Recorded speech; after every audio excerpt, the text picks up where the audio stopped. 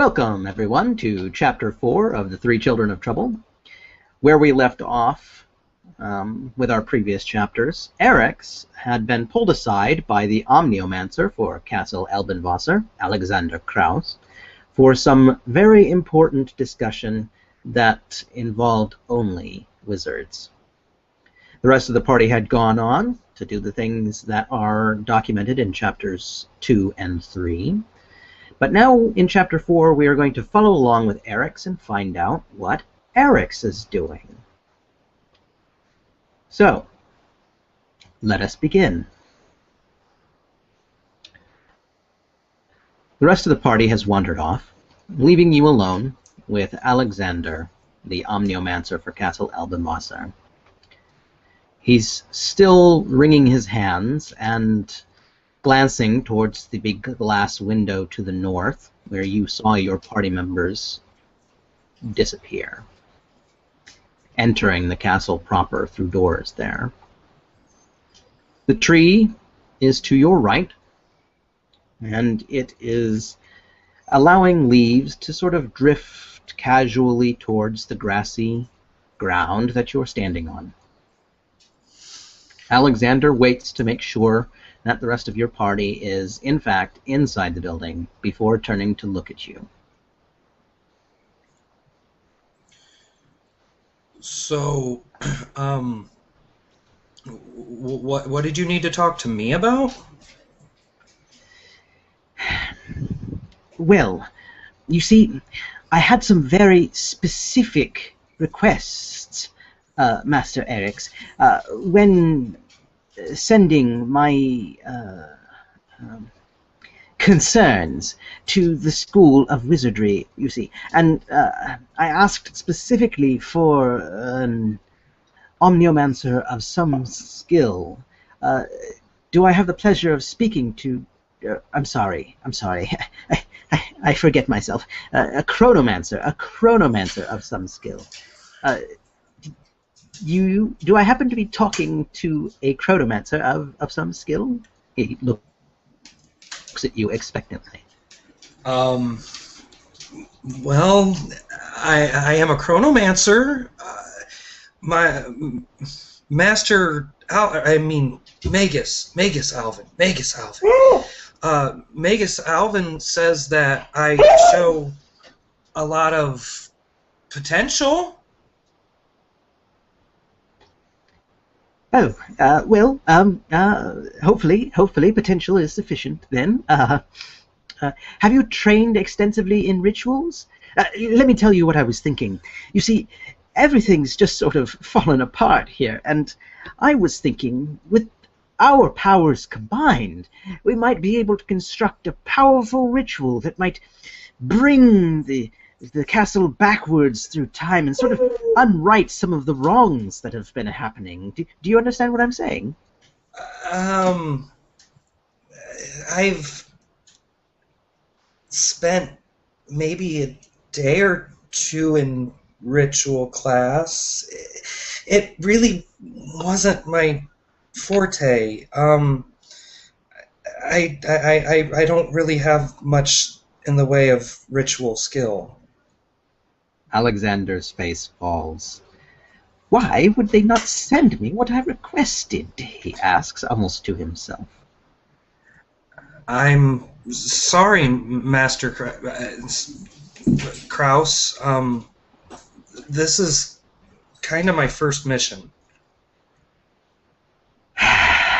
Alexander lets out a long-suffering sigh. Well, I suppose the Maguses know best, he grumbles. Very well. Then, if you aren't that cunning with rituals, have you done any work with runes or scrolls? Look down and kind of shuffle my feet. No. They've really kind of been training me. Magus Alvin, he told me something about hunting. Alexander just blinks at you. I can control my primary aspect and my secondary aspect. In fact, I'm really good with the secondary aspect of reversal. I've done some, well, what Master Alvin, Magus Alvin has said is some amazing things for someone who has as little training as I have had. Alexander holds up both of his hands to interrupt your diatribe. That's enough, Mr. Eryx. I am beginning to understand the type of chronomancer that you are, and really, I'm not sure why you were sent on this mission. To be honest, neither am I.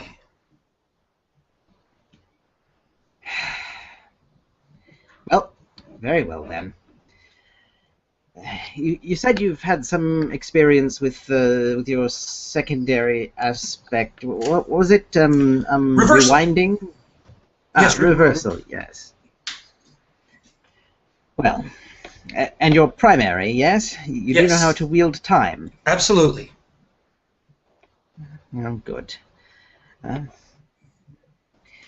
Then I suppose I should not keep you from your companions then. I'm not sure what the Captain Malstrader, will be sending them to do, but I'm sure it will be of some importance, so I don't want to keep you from it. I just wish that I knew what the Megases thought they were doing. He looks a little contemplative, staring off into the distance. I'm sorry. Oh, it's not your fault, Mr. Eryx. The Magi can be fickle. I thought that I had made my desires explicitly clear, but apparently they decided to do things their own way. I'm sure it will work out in the end. I certainly hope so. I can put a lot. Let you know that Magus Alvin, he knows, seems to know everything before it happens. I'm sure he sent me because he knew that I would be useful here. Well, I'm glad that you have faith in that, Mr. Eryx. Alexander glances off towards the city. Very well. We will speak again shortly. I must attend to some business. I have to return to my rituals and try and help the priestess of Delilah contain the demon threat in the upper reaches of the castle. Here, let me introduce you to Captain Malstrader. She should be able to tell you anything else you might need to know. Despite being kind of fidgety and nervous around the others, Omniomancer Kraus has adopted a bit of a not quite disdainful attitude, but definitely a disappointed one. Did you say demons? Yes. Allow me to take you to Captain Malstrader. She will show you better, or tell you better what's going on. Follow me. And he begins heading towards the north. I will follow after. I do want to take a look around the room. Well, what you see is sort of a peninsula. Off to your left, you see clear air and the outer wall of the castle. To your right, the same. And behind you, to the south, you see the city itself, rising up several stories below where you're standing right now. The tree, the low-rimmed wall and a small pedestal at the farthest location south on this peninsula are the only real features that you can see. Anything in particular about the tree? Not really. It seems to be growing up out of the ground, which may be part of the mountainside the castle, the fortress itself, is built into. It seems to be growing up through the floor of whatever sort has been constructed here. And it seems to be a simple willow tree, though rather old if its size is any indication. Okay. Lock all that. Go ahead.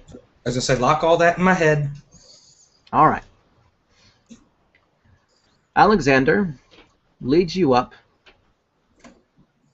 to the glass wall on the north end of the fortress.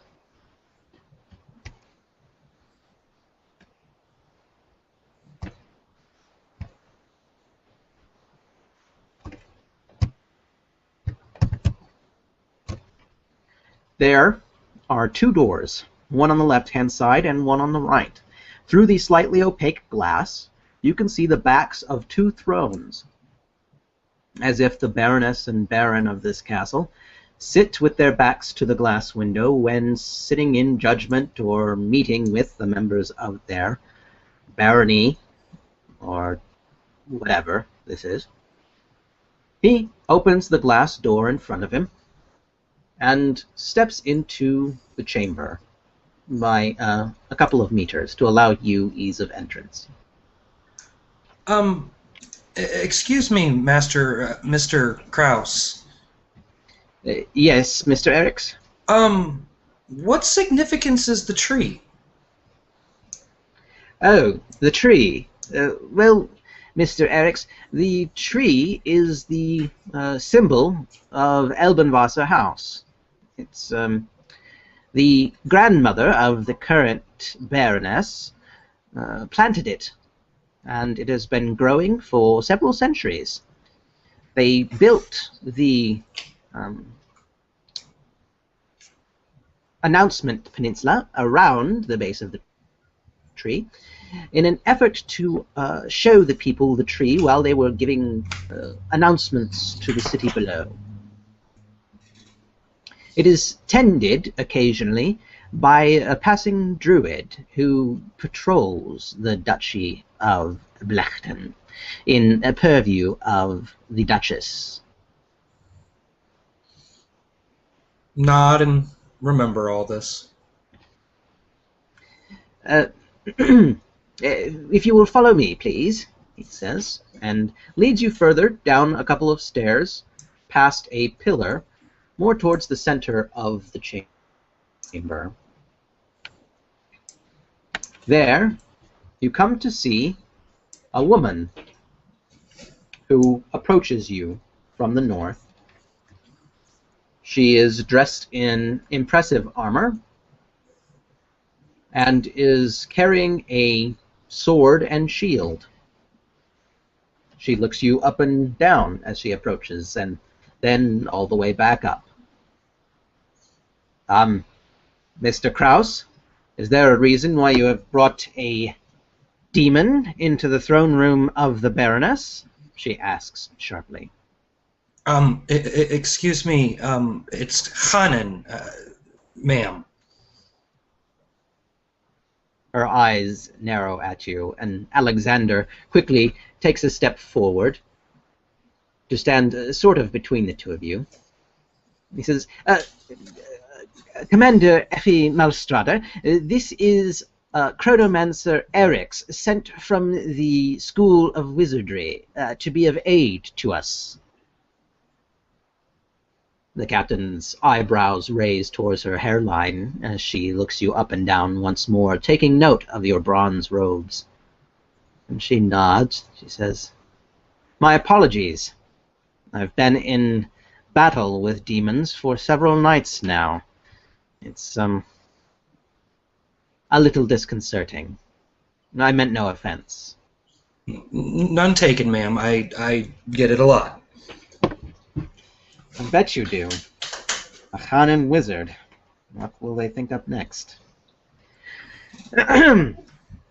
Eryx, your companions have already left, down through the castle towards the oubliette. Or did you wish to join them? As Omniomancer Kraus debriefed you on what's going on, Alexander kind of shifts a little. I haven't been able to, Commander Malastrada. If you would please, I need to return up to the cathedral to assist Mistress Haufmater in defense of the castle. The captain rolls her eyes and she says, Fine, get out of here, Kraus. The Omniomancer happily skitters away, heading through a door off to the west.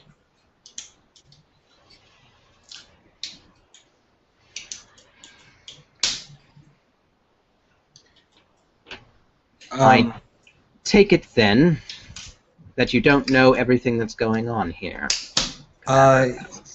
He basically said that everything's gone to hell and there are demons? I swear that man is useless. If he didn't have power, I would kick him from one of the upper floor windows. Yes, there are demons. We are besieged on two sides, Mr. Eryx. From the north, it seems a cleric of the Nameless has taken root in the cathedral to Delilah. He has summoned in allies and flooded the upper floors with demons. Only through the grace of the goddess Delilah and her priestess, who is still here in the castle, have we been able to hold them to the cathedral and the bell tower. I have also heard word from the oubliette in the basement that our prisoner has escaped and is trying to get out of the oubliette to assault us from below. I think that Kraus was at least honest in saying that it has all gone to hell. Did you say a cleric of the Nameless, ma'am? Yes, I did. Do you happen to know which one? Her eyes narrow. I didn't stop to ask his credentials, I'm afraid. So it's a he? I believe so. At least the priestess of Delilah seems to believe so. Breathe a big sigh of relief. Though any of the allies that he summoned in could have been a female. Like I said, I haven't exactly stopped to ask for credentials. So, you have a prisoner in the basement, and cleric or clerics of the Nameless in the towers. That's correct. And on top of that, I've heard that there's some unrest amongst the servants that remain in the castle. At least something that set my butler on edge. I sent one of my corporals down to talk to her and find out what the issue is. Which way did the others go? Towards the oubliette in the basement, to speak with my captain of the oubliette guard, Captain Noomfallen. Perhaps then that is where I should go? Perhaps. I will send for a servant to take you along. Just wait here for a moment.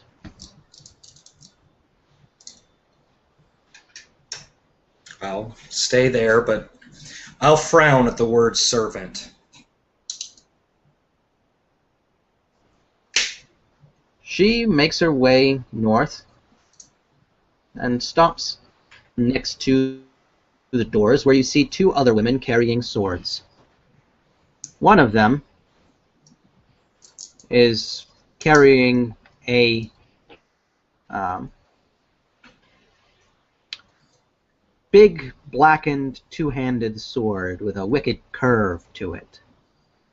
And the other is carrying a rather large, slightly glowing two-handed sword that she has propped against her shoulder. Both look to be fairly competent warriors in full plate armor. Smile nervously at them as I wait, shuffling my feet for the servant.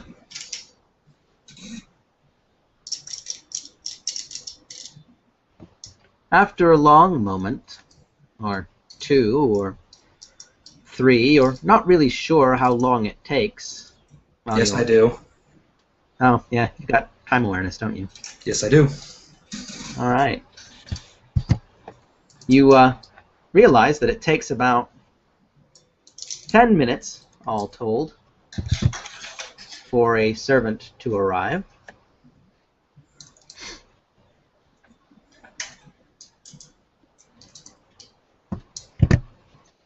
The servant that shows up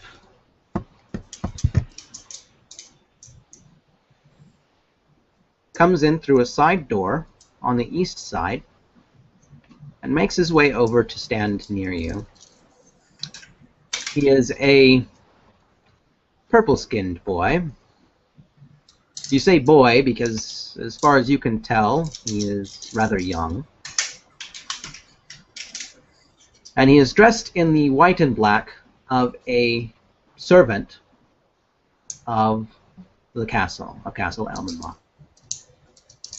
So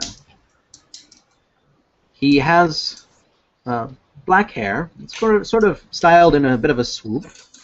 His face is smooth, as if he shaves on a regular basis, and his eyes are rather disconcerting red in color, unlike any of the other star elves you've seen, with their generally purple eyes. He bows low in the manner of star elves and says, "I am to escort you to the oubliette, my lord." I'm not your lord. He blinks at you and, looking a little confused, glancing towards Captain Malstrader, he leans in a little closer.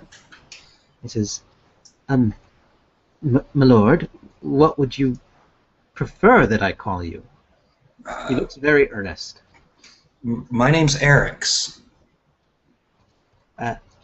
All right, my lord Eryx, if you will follow me, please. And he begins heading north. I will follow after. He leads you up past Captain Malstrader and through the big doors, which he opens easily.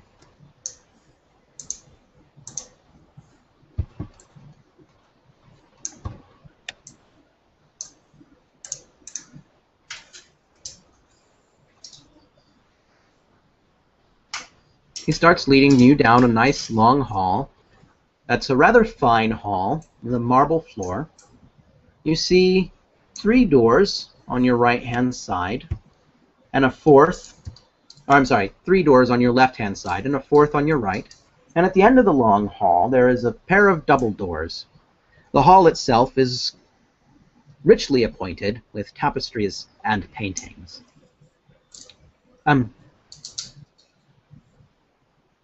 Just this way, my lord Eryx, he says. It's just Eryx. What was your name? He looks a little confused to be asked his name. He says,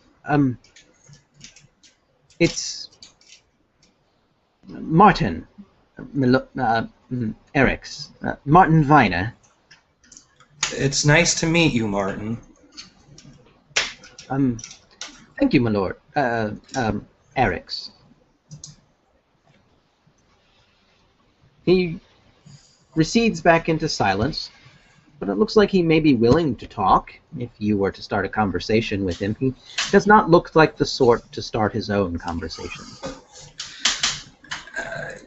You're a servant? Yes. Yes, I am. What does that mean exactly? It means, sir, that I serve. I am in the employ of the Baroness. Employ? Do you get paid then? Yes, sir. I am paid a fair wage in the Duchy of Blackton as a servant of the Lady Baroness. Was it your choice? He glances around as you reach the pair of double doors. My choice, sir? To be a servant. Well, actually, yes, sir. My family is not well off, so this is a noble profession for me, sir. Especially considering my malady. Your malady? Yes, sir. As you may be able to tell from my eyes, I am afflicted with the blood rage. Look him up and down. I've never met someone who was afflicted with that before. Are you sure, sir, Mr. Eryx? The entire race of blood elves of the Drukar are afflicted with the blood rage. Surely you have met a blood elf before? He makes that a question. Have I at the school? There are one or two wizards who are also blood elves. It is not a calling that the blood elves often find themselves drawn to, but it is not unheard of. I guess I have seen a blood elf or two around the school, but I really haven't seen much of the world. You have to understand, I was a slave for most of my life. Oh, a slave, sir? Surely you noticed I'm Caldera. I am not sure what that means, Eryx. He opens the double doors, and you step out onto a platform with a pair of stairs going to either side that seem to be arching down towards the floor of a lower level. Straight ahead of you, to the far north, you see a large pair of double doors that seem to be the front doors to the castle itself. Well, Caldera men aren't free. Oh, so you're a serf, then? No. Slave. I actually escaped. Oh. He looks startled at that thought, and leads you down towards the stairway on the right.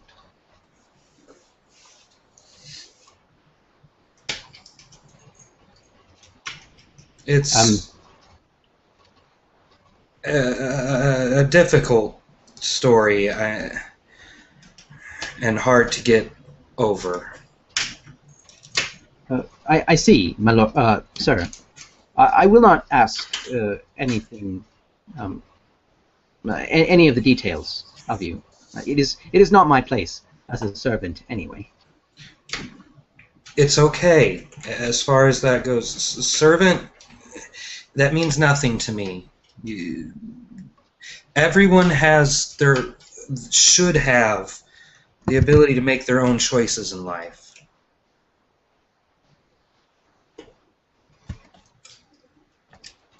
I'm no better than you. He looks at you in the manner of someone looking at a crazy person as you continue down the stairs.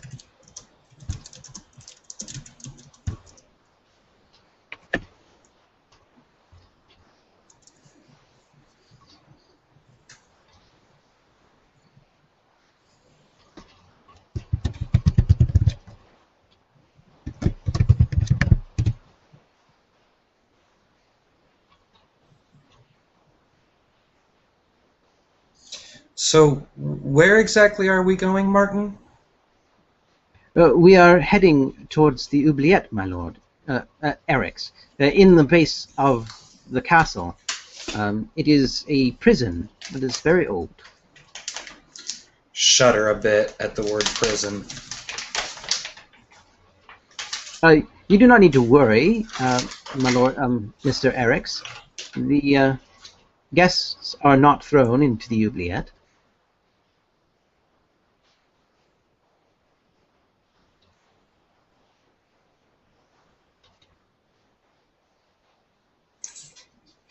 I just have some issues with prisons. Yes, of course, sir. He agrees. I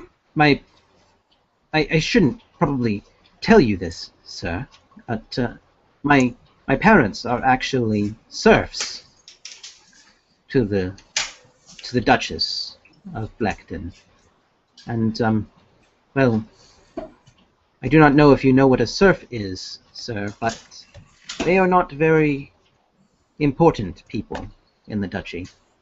They are often bought and sold, much like perhaps slaves are. Sigh and shake my head.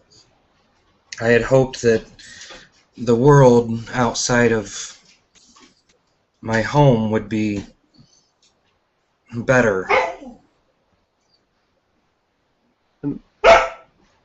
It's, well, every place has its own ups and downs, sir, he says as you continue to walk.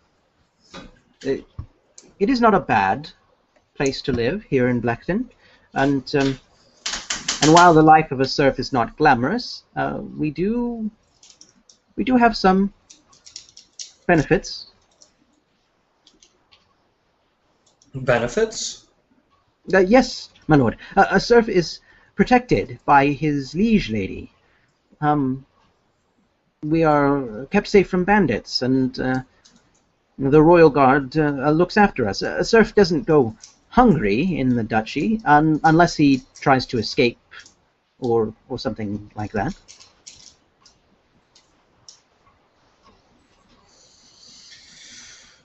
It doesn't sound horrible.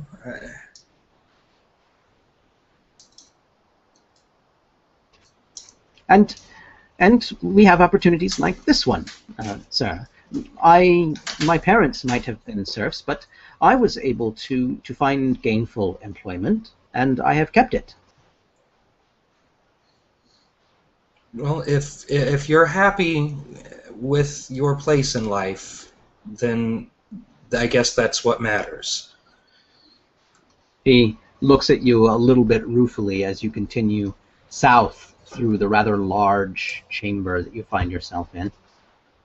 He says, my lord, there are very few people, I think, who are happy with their position in life.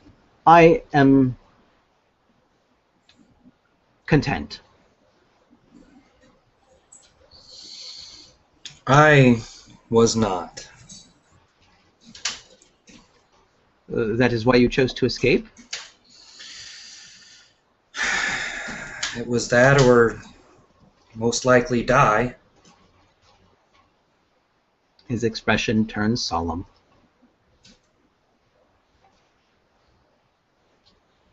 He leads you to a door on the far south wall, confidently moving, never hesitating. And once there, he reaches out and opens it. It does not appear to have been locked. And once open, He steps through, leading you into the next chamber.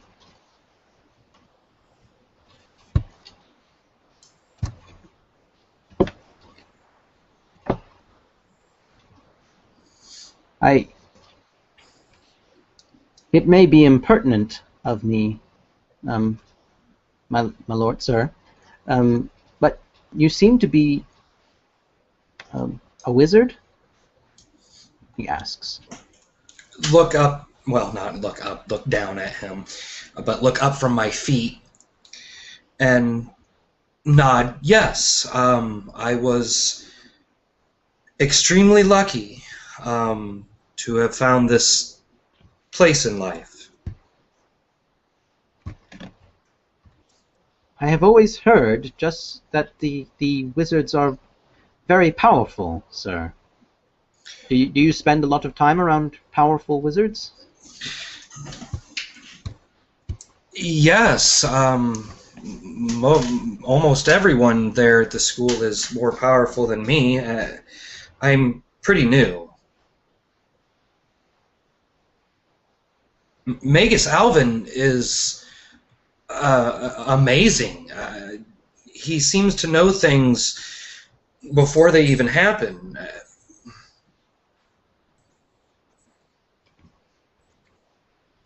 That seems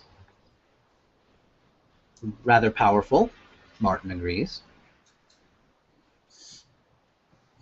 I've seen him weave spells as examples in class that just are amazing.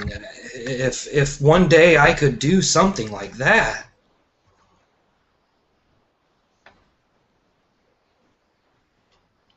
I am sure that one day you shall, sir.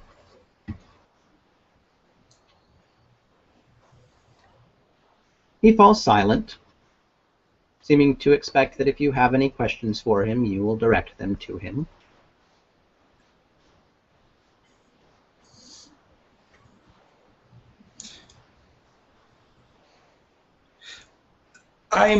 While we're walking, I'm going to be looking, around the castle, just kind of in amazement, really, that, I've been at the school and I've seen the size of the towers, but this castle just is amazing. It is rather large and rather complex.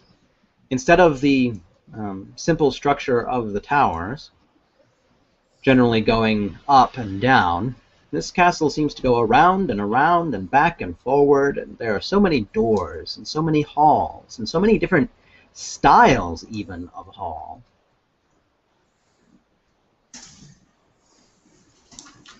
You come down another set of stairs, which is a rather large spiral staircase that leads you further down into the castle.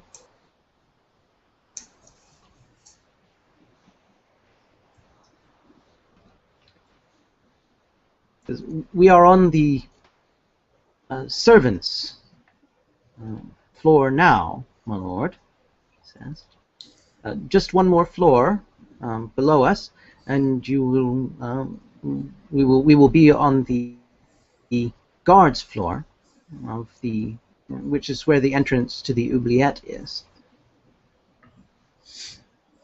Nod, and at the word guard, it'll occur to me that I've only seen the two plus the captain. So I'll actually direct the question at him. Guard floor, is that where all the guards are? I haven't seen many. Well, there are not many left in the castle, my lord. Most of them went with the Baroness and the Baron when they went off to their retreat. So the Baroness and the Baron are not here? No, my lord, not right now. The Baroness and Baron left half a 10-day ago to a special retreat. They took with them the bulk of the guard and the majority of the priestesses of Delilah in the castle.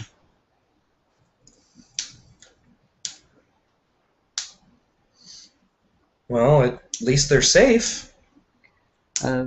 Yes. Yes, my lord, at least they are safe. He nods.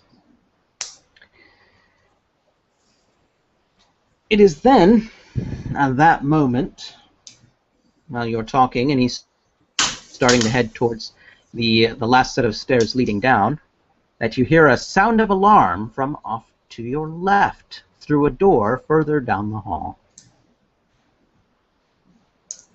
What was that sound? The servant has frozen up. He says, I'm not sure, sir.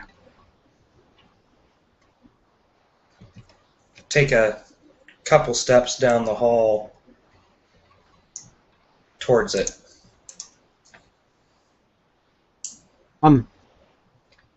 My lord, do you feel it wise to head towards the sound of alarm?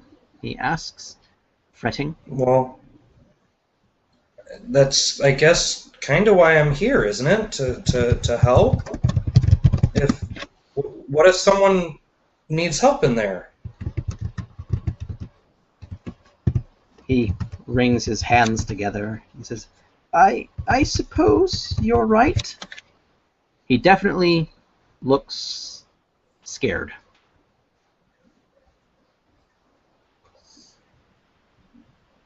Come on, Martin. We can do this together.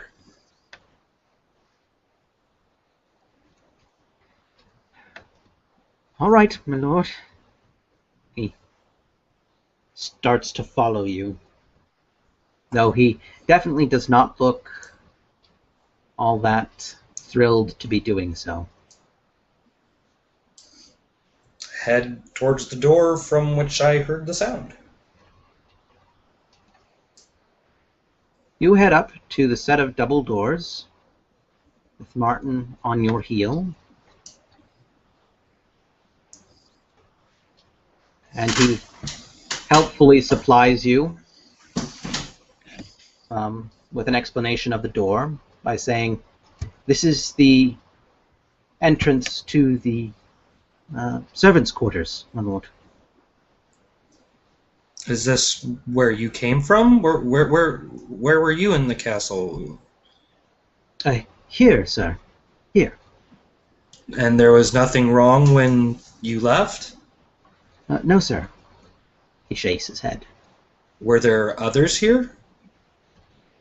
Yes, a number of the other servants still in the castle have their rooms in this portion of the castle, and we try and stay here as far away from the fighting in the upper reaches as we can. We only journey up there when we have requirement to clean.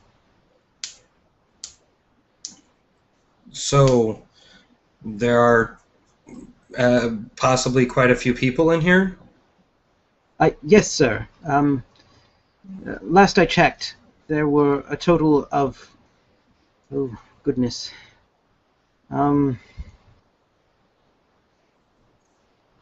12 including the butler servants left in the castle, and including me, I suppose. Well, let's go see what that sound was then, that alarm. Perhaps your fellow servants are in trouble. Yes, sir, he says, taking a slight step back. Take a deep breath. Close my eyes. Catch my own confidence. Then open the door.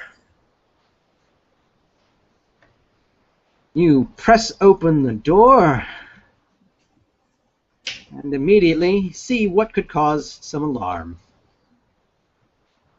Standing in the center of the hall is a demon. A lesser demon, to be precise. You're not quite sure what the walking, moving balls of shadow are called by the elven races, but you knew it as a shadow spinner, one of the servants of Salon, nameless of control.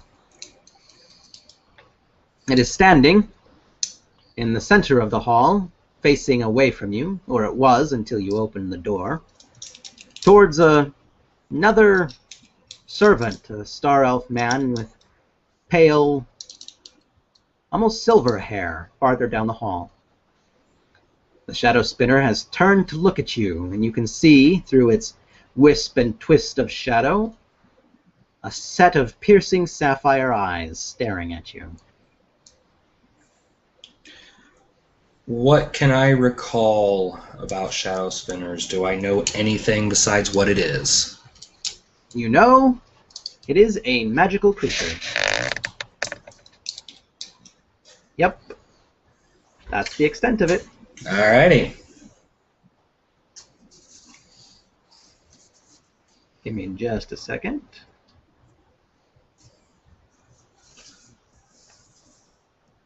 Can you tell me what your initiative is? 31.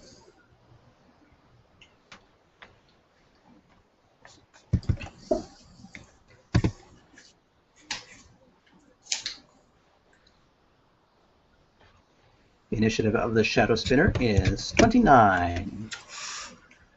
Which means you go first. Battle is joined. Okay.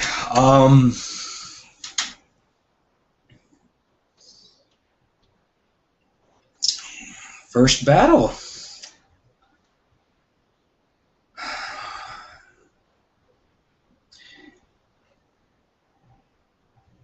I'm going to hold action, actually, in almost a shock of seeing the shadow spinner.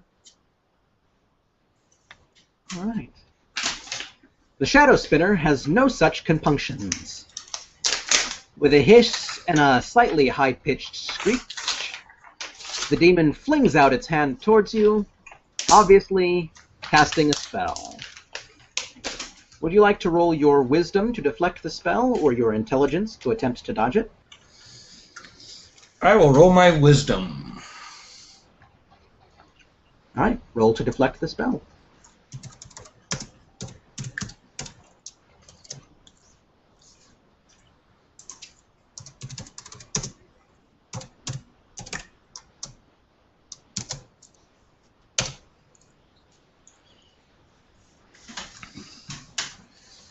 Alright. The shadow spinner flings out its hand, and a tendril of shadow snatches out towards you.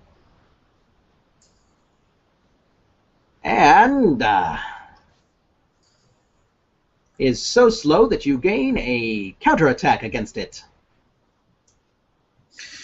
Well, I'm sure I used my primary aspect to deflect. That would have been the first thought was, oh crap, a spell.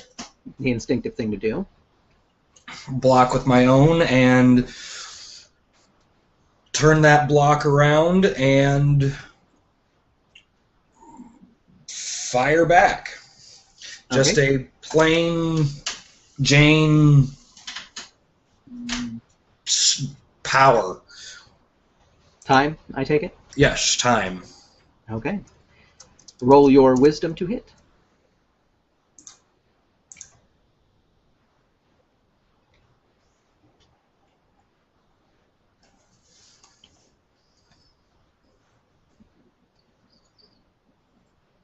The shadow spinner, poor creature that it is, not only rolled so bad that you would have gotten a critical success against it if it had been allowed its full wisdom in order to deflect your spell, but since it was a counterattack, that was even halved, which means you definitely gained a critical success against your opponent. Please roll your willpower for critical effect.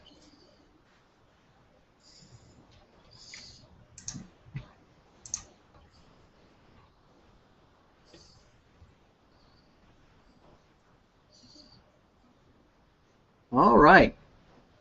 You do not gain a critical effect against your opponent. Please roll your willpower for damage.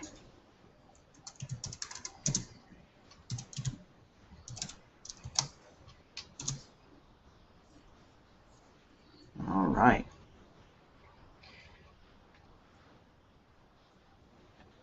Using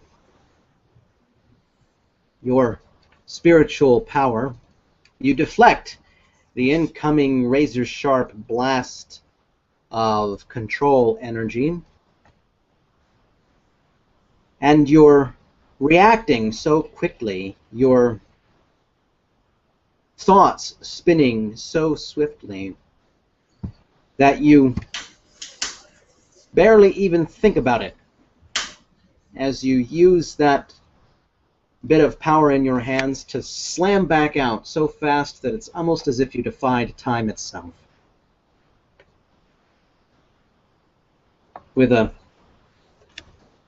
use of 10 spark, you counterattack with a blast of bronze energy that slams into the shadow spinner hard, doing a sum total of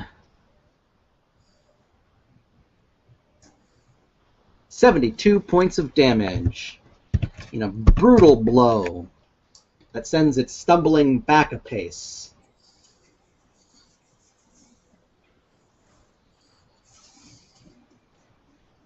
The shadow spinner snarls, obviously injured by your counterattack.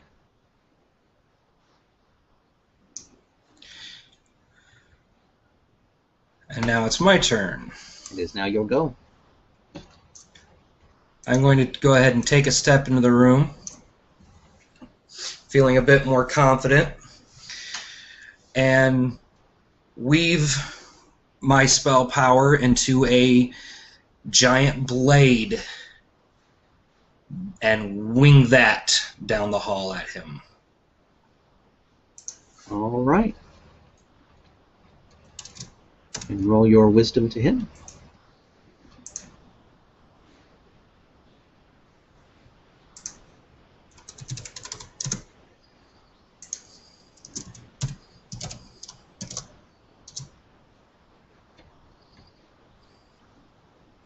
$33. All right. The shadow spinner whips out tendrils of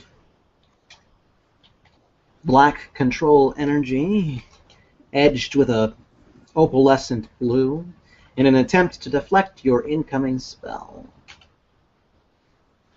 And he fails. He cannot stop it.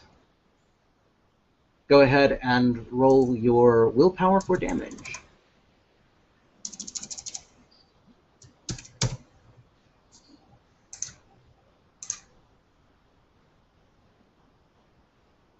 Yikes. Why'd you roll spell effect? Oh, whoops, my bad. It's all It's good. the same thing though. 6d10. Okay. Yeah, that is kind of yikes. With the use of another 10 spark,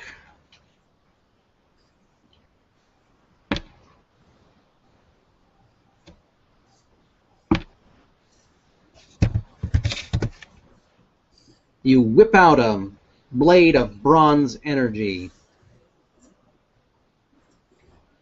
It whips towards the shadow spinner at ludicrous speeds, and as he tries to deflect it away, he only succeeds in preventing it from hitting right at center mass where you'd intended it. Does a sum total of 21 more points of damage as it slams across his side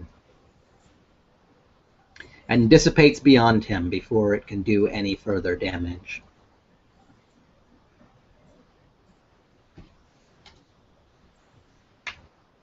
The shadow spinner snarls and hisses at you, throws up both hands in its mass of swirling shadows to strike out at you.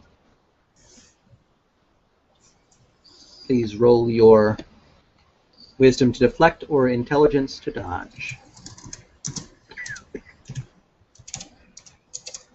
Wisdom to deflect. Ew. Ew. But I still beat him. He flings out a shadowy tendril bordered by opalescent blue and misses you as you easily knock it aside with a half circle of bronze energy. It crashes into the door behind you, and you hear wood splinter and metal clang. That spell seems to be somehow physical in nature, more physical than the power should be. It's your turn.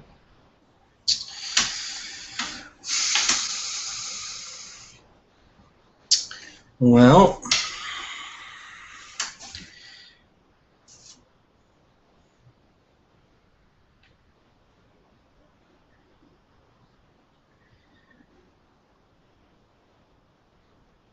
guess I just need to keep after it. I'm kind of pretty much caught up in the adrenaline of battle. This is my first test, per se, my first really anything. You say he has tendrils of things all around him, shadow tendrils or whatnot? Yes, he's completely occluded, difficult to see, sort of shifting in and out of a mass of whirling shadow. Well, then what I want to try and do is create a vortex of power to surround it. Okay. And kind of close in on it. If I can't find its center mass, if that center mass I can't really find, I want to try and create some kind of power around it to collapse on top of it. Is that possible? Yes. Roll it out for me. Roll your wisdom.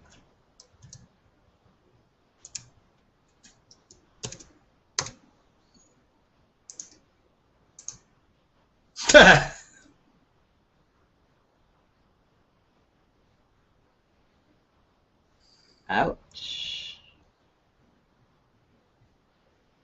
Yeah, that's pretty brutal. Stupid ones.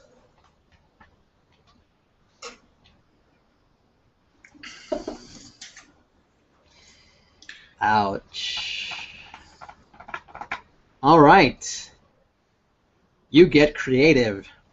You pull the energy up around you, drawing it in a sort of an attempt to collapse this power right on top of him and sort of hammer him down like the hammer of a chronomancer. And he just sort of sees right through that. Please roll your wisdom to deflect or intelligence to dodge the spell. Remember that you only get half the result since you are being counterattacked.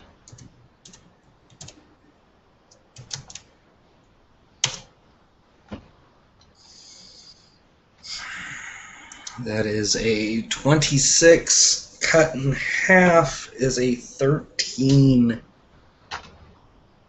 Holy cow! Ooh. The Shadow Spinner has decided he don't like no Eryx. What will happen? Will Eryx die? It's hard to say.